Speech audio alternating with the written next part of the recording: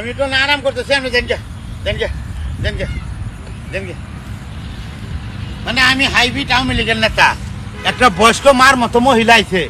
মানে সময় নাই গপ করার সুতমারানির হুতায় তোর মতো কি আওয়ামী লীগের নেতা মানে তুই তো হাইব্রিড আসলি বঙ্গবন্ধুর আদর্শ ধারণ করছিস না বয়স্ক মহিলা করলে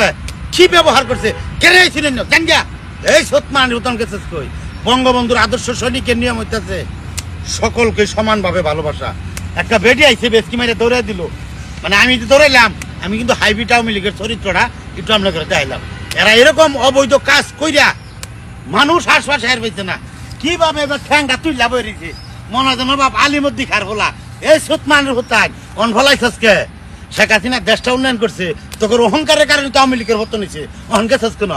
তোর ফাঁসে আগস্ট হয়েছে